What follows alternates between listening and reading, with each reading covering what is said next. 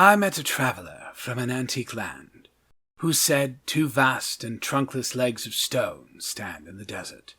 Near them on the sand, half sunk, a shattered visage lies, whose frown and wrinkled lip and sneer of cold command tell that its sculptor well those passions read, which yet survive, stamped on these lifeless things, the hand that mocked them, and the heart that fed. And on the pedestal these words appear: My name is Ozymandias, King of Kings. Look on my works, ye mighty, and despair. Nothing beside remains. Round the decay of that colossal wreck, boundless and bare, the lone and level sands stretch far away.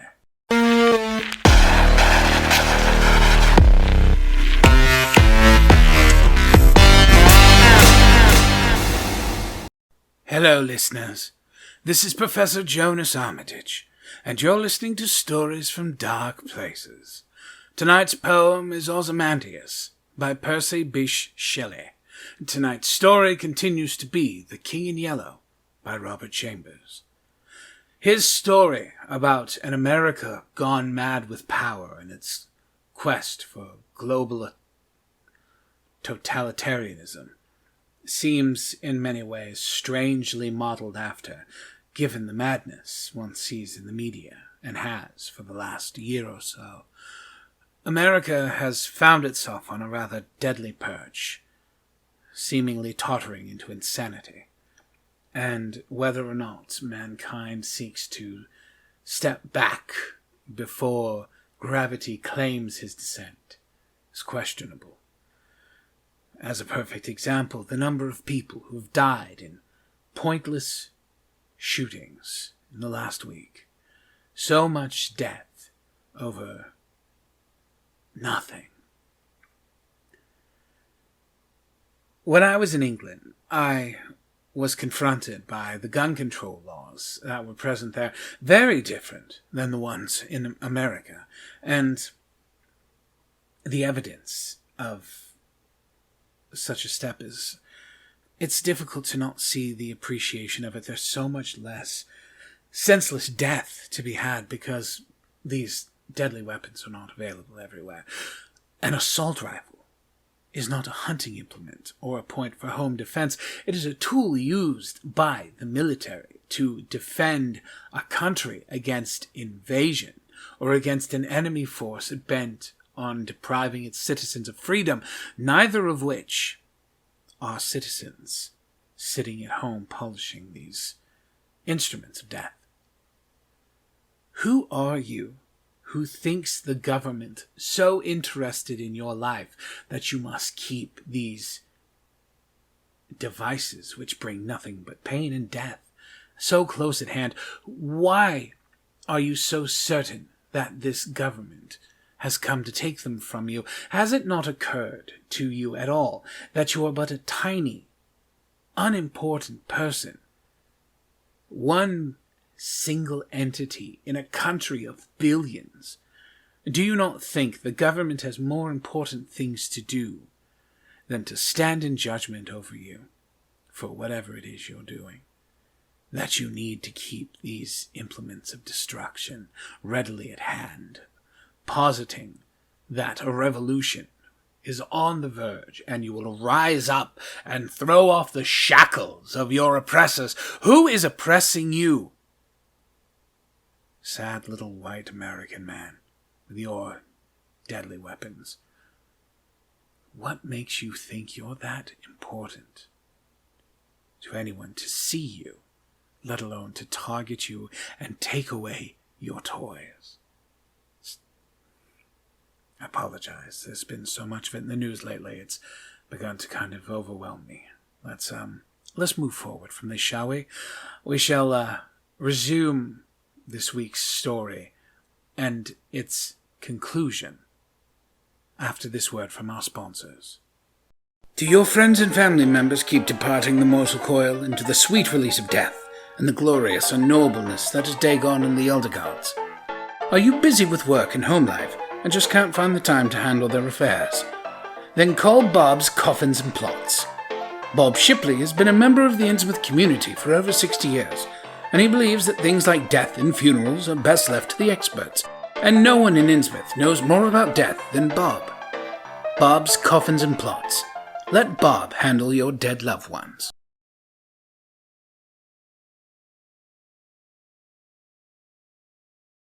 Part 3. One morning early in May, I stood before the steel safe in my bedroom, trying on the golden-jeweled crown. The diamonds flashed fire as I turned to the mirror, and the heavy beaten gold burned like a halo about my head. I remembered Camilla's agonized scream, and the awful words echoing through the dim streets of Carcosa. They were the last lines in the first act, and I dared not think of what followed, dared not, even in the spring sunshine, there in my own room, surrounded with familiar objects, reassured by the bustle from the street and the voices of the servants in the hallway outside. For those poisoned words had dropped slowly into my heart, as death sweat drops upon a bedsheet and is absorbed. Trembling, I put the diadem from my head and wiped my forehead, but I thought of Hastur and of my own rightful ambition, and I remembered Mr. Wilde as I had last left him, his face all torn and bloody from the claws of that devil's creature, and what he said. Oh, what he said. The alarm bell in the safe began to whir harshly, and I knew my time was up, but I would not heed it, and replacing the flashing circlet upon my head, I turned defiantly to the mirror. I stood for a long time, absorbed in the changing expression of my own eyes.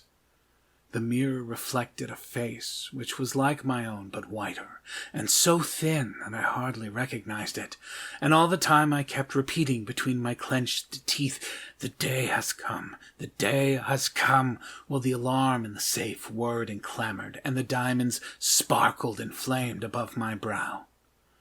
I heard a door open, but did not heed it. It was only when I saw two faces in the mirror.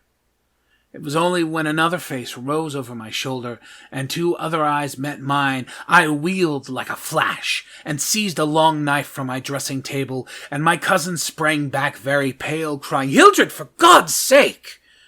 Then, as my hand fell, he said, "It is I, Lewis. Don't you know me?" I stood silent. I could not have spoken for my life. He walked up to me and took the knife from my hand. "What is all this?" he inquired in a gentle voice. "Are you ill?" "No," I replied, but I doubt if he heard me. Come, old fellow," he cried. "Take off that brass crown, toddle into the study. Are you going on a masquerade? What's all this theatrical tinsel anyway?" I was glad he thought the crown was made of brass and paste, yet I didn't like him any the better for thinking so. I let him take it from my hand, knowing it was best to humor him. He tossed the splendid diadem in the air, and catching it, turned to me, smiling. "It's a dear at 50 cents, he said. "What's it for?" I did not answer, but took the circlet from his hands, and placing it in the safe, shut the massive steel door. The alarm ceased its infernal din at once. He watched me curiously, but did not seem to notice the sudden ceasing of the alarm. He did, however, speak of the safe as a biscuit box. Fearing lest he might examine the combination, I led the way into my study. Lewis threw himself on the sofa and flicked at flies with his eternal riding whip. He wore his fatigue uniform with a braided jacket and jaunty cap, and I noticed that his riding boots were all splashed with red mud. "Where have you been?" I inquired. "Jumping mud creeks in Jersey," he said. "I haven't any time to change yet. I was rather in a hurry to see you. Haven't you got a glass or something? I'm dead tired. Been in the saddle 24 hours. I gave him some brandy from my medicinal store, which he drank with a grimace. "Damned bad stuff," he observed. "I'll give you an address where they sell brandy that is brandy." "It's good enough for my needs," I said indifferently. "I use it to rub my chest with." He stared and flickered at another fly. "See here, old fellow," he began. "I've got something to suggest to you. It's 4 years now that you've shut yourself up here like an owl, never going anywhere, never taking any healthy exercise, never doing a damn thing but poring over those books up there on the mantelpiece." He glanced along the row of shelves. Napoleon, Napoleon, Napoleon, he read. "For heaven's sake, have you nothing but Napoleon there?" I wish they were bound in gold, I said. But wait, yes, there is another book, The King in Yellow. I looked him steadily in the eye. Have you ever read it? I asked. I? No, thank God. I don't want to be driven crazy. I saw he regretted his speech as soon as he uttered it. There is only one word which I loathe more than I do lunatic, and that word is crazy. But I controlled myself, and I asked him why he thought The King in Yellow dangerous. I don't know, he said hastily. I only remember the excitement it created and the denunciations from pulpit and press. I believe the author shot himself after bringing forth this monstrosity, didn't he? I understand that he's still alive, I answered. Well, that's probably true, he muttered. Bullets couldn't kill a fiend like that. It's a book of great truths, I said. Yes, he replied, of truths which send men frantic and blast their lives. I don't care if the thing is, as they say, the very supreme essence of art. It's a crime to have written it, and I, for one, shall never open its pages. Is that what you've come to tell me? I asked. No, he said. I came to tell you that I am going to be married. I believe for a moment my heart ceased to beat, but I kept my eyes on his face. Yes, he continued, smiling happily, married to the sweetest girl on earth. Constance Hawberk, I asked mechanically. Oh, how did you know? He cried, astonished. I didn't know it myself until the evening last April when we strolled down the embankment before dinner. When is it to be? I asked. It was to have been next September, but an hour ago a dispatch came ordering our regiment to the Presidio in San Francisco. We leave by noon tomorrow. Tomorrow, he repeated. Just think, Hildred, tomorrow I shall be the happiest fellow that ever dared breathe in this jolly world, for Constance will go with me. I offered him my hand in congratulation, and he seized and shook it like the good-natured fool he was, or pretended to be. I'm going to get my squadron as a wedding present, he rattled on. Captain and Mrs. Louis Castan, Hildred? And then he told me where it was to be and who were to be there, and made me promise to come and be the best man. I set my teeth and listened to his boyish chatter without showing what I felt, but I was getting to the limit of my endurance. And when he jumped up and, switching his spurs till they jingled, said he must go, I did not detain him. There's one thing I want to ask of you, I said quietly. Out with it, it's promised, he laughed. I want you to meet me for a quarter of an hour's talk tonight. Of course, if you wish, he said, somewhat puzzled. Where? Anywhere in the park there. What time, Hildred? Midnight. What in the name of... he began, but checked himself, and laughingly assented. I watched him go down the stairs and hurry away, his saber banging at every stride. He turned onto Bleecker Street, and I knew he was going to see Constance. I gave him 10 minutes to disappear, and then followed in his footsteps, taking with me the jeweled crown and the silken robe embroidered with the yellow sign. When I turned to Bleecker Street and entered the doorway which bore the sign Mr. Wilde, Repairer of Reputations, Third Bell, I saw old Hawberk moving about in his shop, and imagined I heard Constance's voice in the parlor, but I avoided them both and hurried up the trembling stairway to Mr. Wilde's apartment. I knocked and entered without ceremony. Mr. Wilde lay groaning on the floor, his face covered in blood, his clothes torn to shreds. Drops of blood were scattered about over the carpet, which had also been ripped and frayed in the evident recent struggle. "It's that cursed cat," he said, ceasing his groans, and turned his colourless eyes to me. "She attacked me while I was asleep. I believe she will kill me yet." This was too much, so I went into the kitchen and, seizing a hatchet from the pantry, started to find the infernal beast and settle her then and there. My search was fruitless, and after a while I gave up and came back to find Mr. Wilde squatting on his high chair by the table. He had washed his face and changed his clothes. The great furrows which the cat's claws had ploughed up in his face he had filled with collodion, and a rag hid the wound in his throat. I told him I should kill the cat when I came across her, but he only shook his head and turned to the open ledger before him.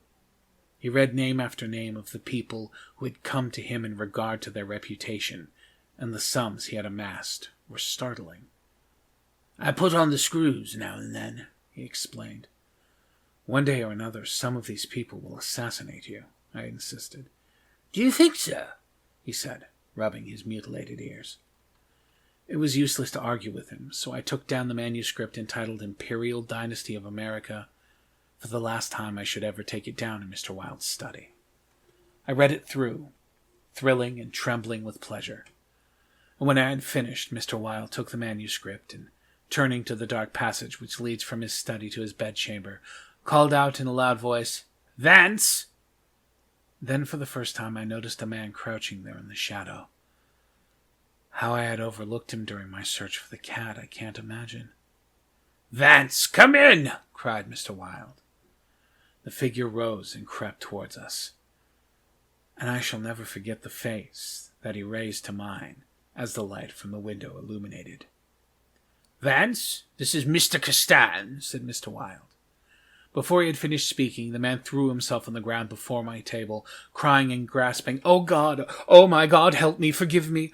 Oh, Mr. Castan, keep that man away! You cannot mean it! You're different! Save me! I am broken down! I was in a madhouse, and now, when all was coming right, when I had forgotten the king in yellow, but I shall go mad again! I shall go mad!" His voice died into a choking rattle, for Mr. Wilde had leapt on him, and his right hand encircled the man's throat. When Vance fell in a heap on the floor, Mr. Wilde clambered nimbly into his chair again, and rubbing his mangled ears with the stump on his hand, turned to me and asked me for the ledger. I reached it down from the shelf, and he opened it. After a moment's searching among the beautifully written pages, he coughed complacently and pointed to the name. "Vance," he said aloud. "Osgood Oswald Vance." At the sound of his name, the man on the floor raised his head and turned a convulsed face to Mr. Wilde. His eyes were injected with blood, his lips tumefied. "Called April 28th, continued Mr. Wilde. "Occupation, cashier in the Seaford National Bank. Has served a term of forgery at Sing Sing, from whence he was transferred to the Asylum for the Criminal Insane. Pardoned by the Governor of New York. Discharged from the asylum January 19th, 1918. Reputation damaged at Sheepshead Bay. Rumors that he lives beyond his income. Reputation to be repaired at once. Retainer, $1,500. Note, has embezzled sums amounting to $30,000 since March 20th, 1919. Excellent family. Secured present position through uncle's influence. Father, president of Seaford Bank." I looked at the man on the floor. "Get up, Vance," said Mr. Wilde in a gentle voice. Vance rose as if hypnotized. "You will do as we suggest now," observed Mr. Wilde, and opening the manuscript, he read the entire history of the Imperial Dynasty of America. Then, in a kind and soothing murmur, he ran over the important points with Vance, who stood like one stunned. His eyes were so blank and vacant that I imagined he had become half-witted, and remarked it to Mr. Wilde, who replied that it was of no consequence anyway.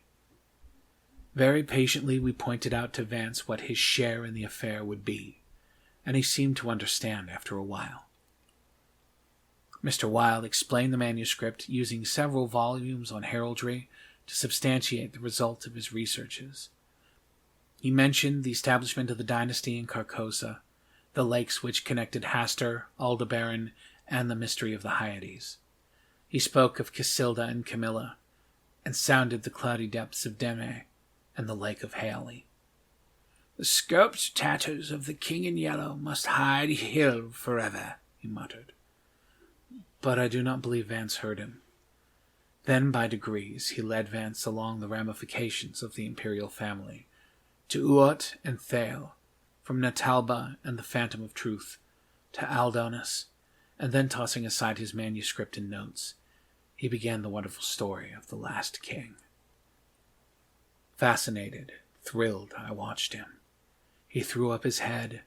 His long arms were stretched out in a magnificent gesture of pride and power, and his eyes blazed deep in their sockets like two emeralds. Vance listened, stupefied. As for me, when at last Mr. Wilde had finished, and pointing to me, cried, "The cousin of the king!" my head swam with excitement. Controlling myself with a superhuman effort, I explained to Vance why I alone was worthy of the crown, and why my cousin must be exiled or die. I made him understand that my cousin must never marry, even after renouncing all his claims, and how that, least of all, he should marry the daughter of the Marquis of Avonshire, and bring England into the question. I showed him a list of thousands of names which Mr. Wilde had drawn up. Every man whose name was there had received the yellow sign which no living human being dare disregard. The city, the state, the whole land were ready to rise and tremble before the pallid mask. The time had come. The people should know the son of Hastur, and the whole world bow to the black stars which hang in the sky over Carcosa. Vance leaned on the table, his head buried in his hands. Mr. Wilde drew a rough sketch on the margin of yesterday's Herald with a bit of lead pencil. It was a plan of Hawberk's rooms. Then he wrote out the order and affixed the seal, and shaking like a palsied man, I signed my first writ of execution with my name, Hildred Rex. Mr. Wilde clambered to the floor, and unlocking the cabinet, took a long square box from the first shelf. This he brought to the table and opened. A new knife lay in the tissue paper inside, and I picked it up and handed it to Vance, along with the order and the plan of Hawberk's apartment. Then Mr. Wilde told Vance he could go, and he went, shambling like an outcast in the slums.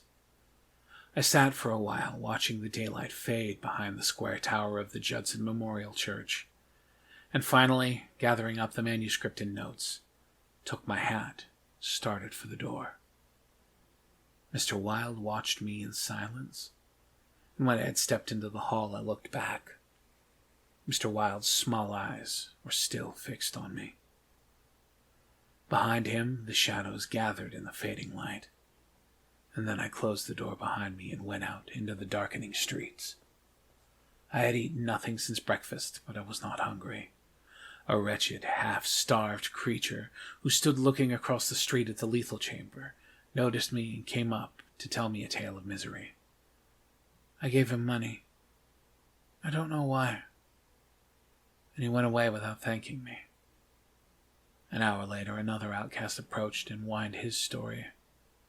I had a blank bit of paper in my pocket, on which was traced the yellow sign, and I handed it to him. He looked at it stupidly for a moment, and then with an uncertain gaze at me, folded it with what seemed to me exaggerated care, and placed it in his bosom. The electric lights were sparkling among the trees, and the new moon shone in the sky above the lethal chamber. It was tiresome, waiting in the square. I wandered from the Marble Arch to the artillery stables and back again to the lotus fountain. The flowers and grass exhaled a fragrance which troubled me. The jet of the fountain played in the moonlight, and the musical splash of falling drops reminded me of the tinkle of chainmail in Hawberk's shop. But it was not so fascinating, and the dull sparkle of the moonlight on the water brought no such sensation of exquisite pleasure as when the sunshine played over the polished steel of a corselet on Hawberk's knee. I watched the bats darting and turning above the water plants in the fountain basin, but their rapid, jerky flight set my nerves on edge, and I went away again to walk aimlessly to and fro among the streets. The artillery stables were dark, but in the cavalry barracks the officers' windows were brilliantly lighted, and the sally port was constantly filled with troopers in fatigue, carrying straw and harness in baskets filled with tin dishes. Twice the mounted sentry at the gates was changing while I was wandering up and down the asphalt walk. I looked at my watch. It was nearly time. The light in the barracks went out one by one. The barred gate was closed, and every minute or two an officer passed in through the side wicket, leaving a rattle of accoutrements and a jingle of spurs on the night air. The square had become very silent. The last homeless loiterer had been driven away by the gray-coated park policeman. The car tracks along Wooster Street were deserted, and the only sound which broke the stillness was the stamping of the sentry's horse and the ring of his saber against the saddle pommel. In the barracks, the officers' quarters were still lighted.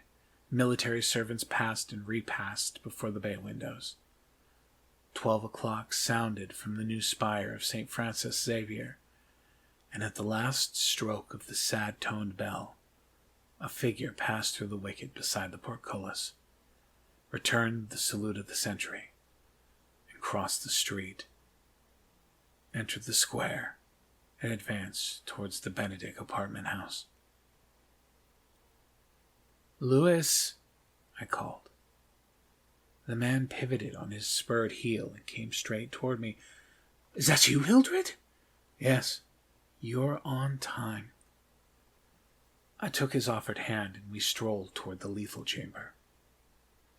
He rattled on about his wedding and the graces of Constance and their future prospects, calling my attention to his captain's shoulder straps and the triple gold arabesque on his sleeves and fatigue cap.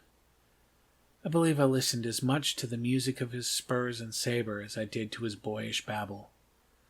And at last we stood under the elms on 4th Street corner of the square, opposite the lethal chamber. Then he laughed and asked me what I wanted with him. I motioned him to seat on a bench under the electric light and sat down beside him. He looked at me curiously with that same searching gaze which I hate and fear so in doctors. I felt the insult of his look, but he didn't know it, and I carefully concealed my feelings. "Well, old chap," he inquired, "what can I do for you?" I drew from my pocket the manuscript and notes of the Imperial Dynasty of America, and looking him in the eye, said, "I will tell you, on your word as a soldier, promise me to read this manuscript from beginning to end without asking me a question. Promise me to read these notes in the same way, and promise me to listen to what I have to tell later." "I promise, if you wish it," he said pleasantly. "Give me the paper, Hildred." He began to read, raising his eyebrows with a puzzled, whimsical air, which made me tremble with suppressed anger. As he advanced, his eyebrows contracted and his lips seemed to form the word rubbish. Then he looked slightly bored, but apparently for my sake read with an attempt at interest, which presently ceased to be an effort.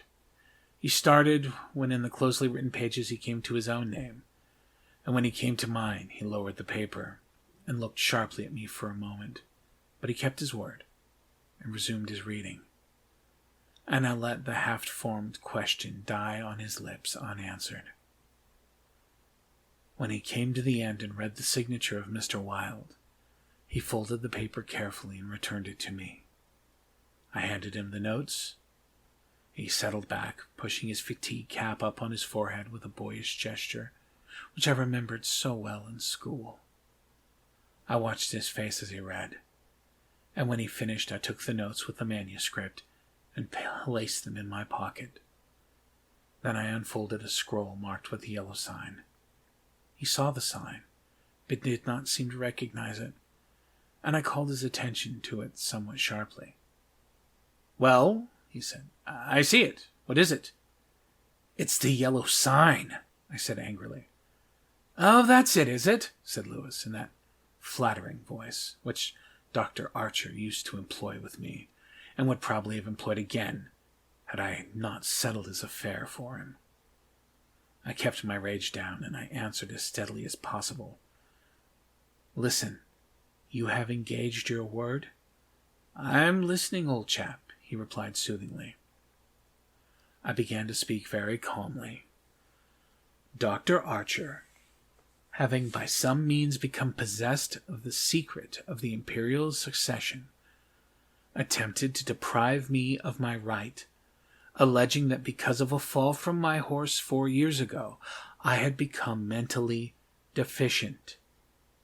He presumed to place me under restraint in his own house, in hopes of either driving me insane or poisoning me.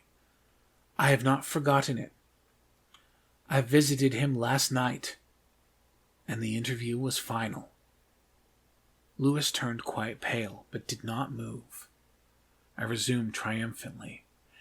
There are yet 3 people to be interviewed in the interest of Mr. Wilde and myself. They are my cousin Lewis, Mr. Hawberk, and his daughter Constance.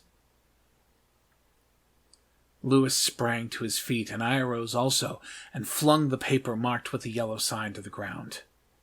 "Oh, I don't need that to tell you what I have to say," I cried with a laugh of triumph. "You must renounce the crown to me. Do you hear? To me." Lewis looked at me with a startled air, but recovering himself, said kindly, "Of course I renounce the... What is it I must renounce?" "The crown," I said angrily. "Of course," he answered. "I renounce it. Come, old chap, we'll walk back to your rooms with you."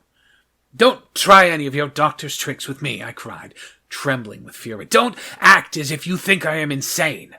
"What nonsense," he replied. "Come, it's getting late, Hildred." "No," I shouted. "You must listen. You cannot marry. I forbid it. Do you hear? I forbid it. You shall renounce the crown, and in reward I grant you exile. But if you refuse, you shall die." He tried to calm me, but I was roused at last, and drawing my long knife, barred his way. Then I told him how they would find Dr. Archer in the cellar with his throat open, and I laughed in his face when I thought of Vance and his knife, and the order signed by me. "Ah, you are the king," I cried, "but I shall be king. Who are you to keep me from empire over all the habitable earth? I was born the cousin of a king, but I shall be king." Lewis stood white and rigid before me. Suddenly a man came running up 4th Street, entered the gate of the Lethal Temple, traversed the path to the bronze doors at full speed, and plunged into the death chamber with the cry of one demented, and I laughed until I wept tears, for I had recognized Vance, and I knew that Hawberk and his daughter were no longer in my way.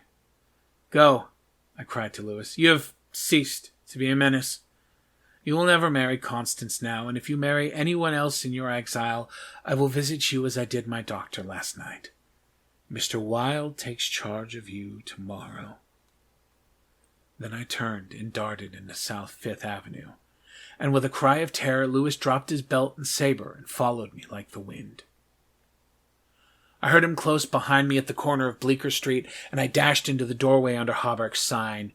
He cried, "Halt, or I fire!" But when he saw that I flew up the stairs, leaving Hawberk's shop below, he left me, and I heard him hammering and shouting at their door. Mr. Wilde's door was open, and I entered crying, "It's done! It's done! Let the nations rise and look upon the king!" But I could not find Mr. Wilde, so I went to the cabinet, and I took the splendid diadem from its case. Then I drew on the white silk robe embroidered with the yellow sign, and placed the crown upon my head. At last I was king. King by my right in Hastur. King because I knew the mystery of the Hyades, and my mind had sounded the depths of the lake of Hali. I was king. The first gray pencilings of dawn would raise a tempest which would shake 2 hemispheres. Then as I stood, my every nerve pitched to the highest tension, faint with the joy and splendor of my thought without. In the dark passage, a man groaned. I seized the tallow dip and sprang to the door.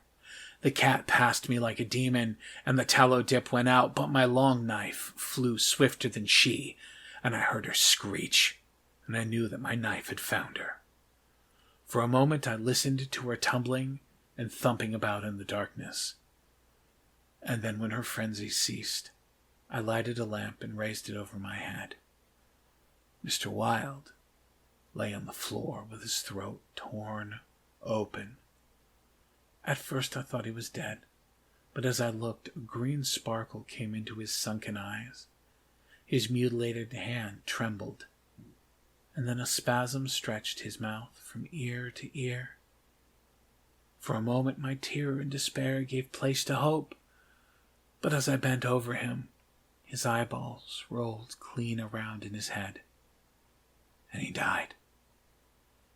Then while I stood transfixed with rage and despair, seeing my crown, my empire, every hope and every ambition, my very life lay prostrate there with the dead master, they came, seized me from behind, and bound me till my veins stood out like cords, and my voice failed with the paroxysms of my frenzied screams.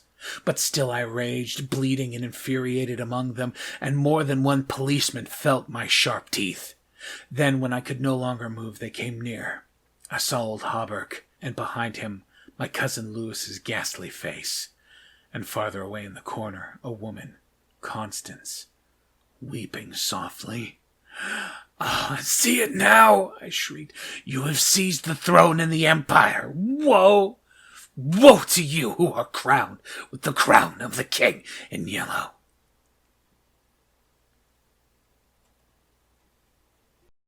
A fitting end for a madman, I think.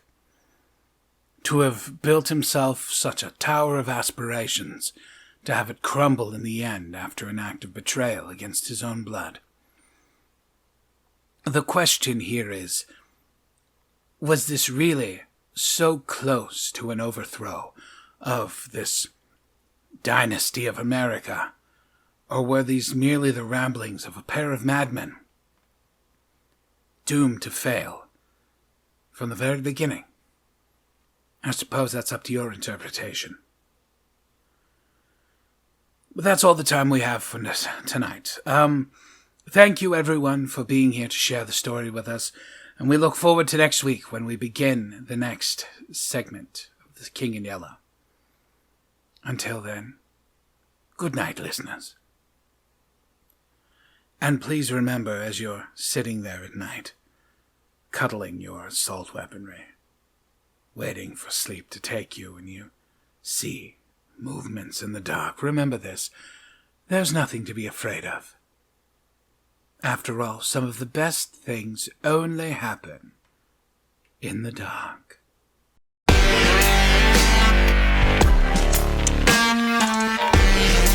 Stories from Dark Places was recorded before an imaginary studio audience. All stories performed on this podcast have express written consent from the original author. Jonas Armitage, his studio manager, and the entire staff of WZHP Radio Innsmouth are fictitious characters, and it's probably for the best that you continue to believe that.